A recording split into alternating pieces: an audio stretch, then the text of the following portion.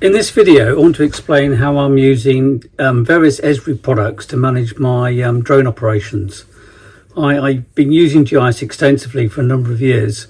It's a fantastic tool to be able to monitor, manage all of my flights. In addition, I do all my flight planning within the GIS environment. Now, the other huge advantage is all this data is hosted on ArcGIS online. So I'm using the same data sets to view on the desktop, but also as well in the field. I'm using Survey 123 and field apps, and also as well I used extensively ESRI dashboards, another app within the ArcGIS online environment, and I'll show you those during the course of this small demonstration. I'm not going to go into detail into Survey 123 or the field maps. I'll do that in a separate video. We're looking here at the ArcPro desktop. So this is the main front end I've set up. On this map, we have the various airspace control areas. For example, looking at restricted or prohibited areas, and I've mapped all the FRZs and, for example, prisons, which I've got from the NATS website. So I'm now zooming into air around East Midlands Airport, so that shows the FRZ. Out of interest, the two yellow dots on the centre line were Donington Park, which I filmed a number of years ago when the airfield was shut for resurfacing. The yellow dots on the map indicate sites where I've undertaken drone operations. The red dots are the individual flights. So I record these in two separate data sets, each holding different types of information. These are both point data, and I can click on any one of them and it will bring up all the relevant records for that particular point. So I can scroll through those and look at jobs I've done in the past. So for this particular location, I've done a number of flights over the years, including site surveys, or rather farm surveys, and capture of general imagery for the property. Another example is a site in the middle of Birmingham. So I've got the FRZ for Birmingham Airport and a prison shown there. And then what I'm going to do is show you an additional set of layers, which is a combination of point, line and polygon data, where I map anything relating to the proposed drone flight, which I need to be quite aware of. So as you zoom in, you will see in this particular case, I've got three features marked. I've got a tower crane, which actually is in the middle of the site itself. The site I'm interested in and flying is shown hatch red. I've got a power line running along the road, and just to the north of it I've got a very tall, large building, a big tower block. Now you will notice there are quite a few footpaths shown on this plan. What I wouldn't normally do in an urban setting like this is mark all of those footpaths, because clearly it's a densely populated area. I've got residential properties either side of the road. Got the park itself, so there's no point identifying them separately. Once I have gathered all this information together, I set it out on an A3 report which shows the plan of the site, mapping all of these particular areas you'll just be looking at, together with some text regarding the general parameters of the site and, for example, weather detail. Now, another thing I do look at in relation to some sites is SSSIs. Here you've got a couple of sites within the Coventry FRZ. I'll just turn that off so you can see the underlying sites. And then if I click the SSI layer, which is a government sourced online data set, it will show the SSSIs relative to those two sites. Now this may obviously be important in bird nesting season, or you need to be mindful of other things going on within the SSSI. All of the data sets I've shown you so far, with the exception of the SSSIs, has been uploaded to my ArcGIS online account. This effectively means that all the data is hosted in the cloud, so I can access that data not only on my desktop in my office, but also on any other devices, any other location I might be at on a third-party PC, or importantly on smartphone and tablets. So all of this data is used in the flight planning at the desktop level, but then I have various forms I described earlier set up in field maps and Survey 123, which allows me to collect data for individual sites, the yellow dots, and for individual flights, the red dots, when I'm in the field.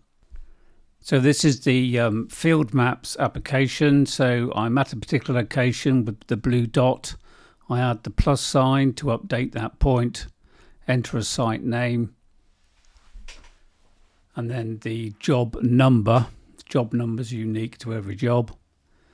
I then record the task, which is all drop-down lists, so general imagery, the drone I'm using, the category of flight I'm flying, PDRA01, the general weather, people check, NOTAM check, livestock check. They're all useful and very relevant to record.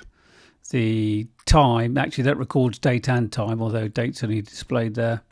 The battery I'm using, the percentage of charge of the battery at the start of the flight.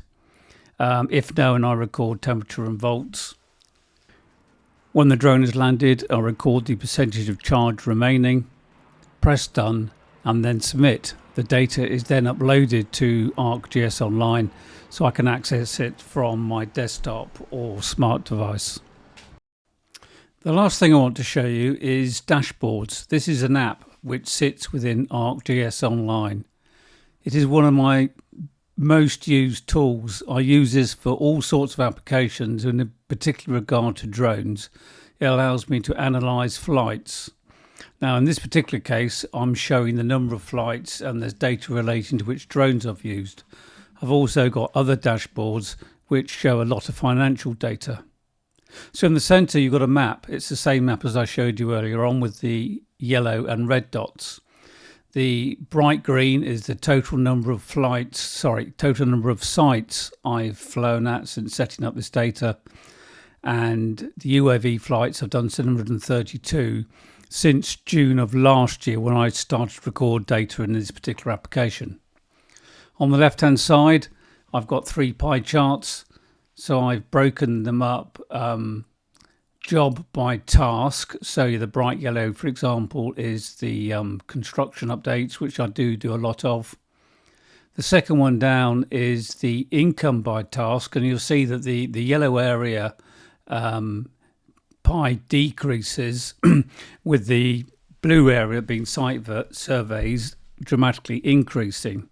It goes without saying that you charge a lot more for a photogrammetry survey than you will do for an individual construction update. The bottom pie chart is the income I've earned per drone. Now in that particular chart, the blue area is a Mavic 2 Pro, which I had for 2 or 3 years and did a lot of flights with.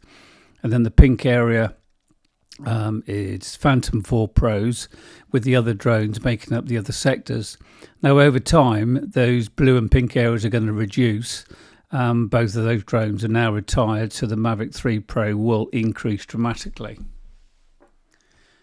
Over on the right hand side, I've shown the total number of sites visited, and again the blue column, the tallest one, is the Mavic 2, and that will decrease. And then on the one below it is the actual number of flights per drone. As a data set, this dashboard in itself is impressive, but you can do a lot more, and this is where it gets really good. If I go to the map itself and zoom in, all the charts and all the data around it will update. So this is being done seamlessly, all from the online database.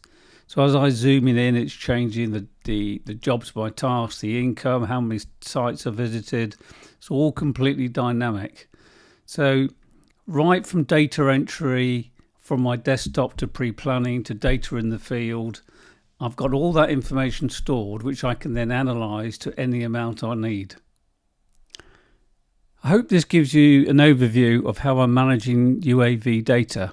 I appreciate there is duplication in the way I work with ArcGIS Online, Excel and AirData.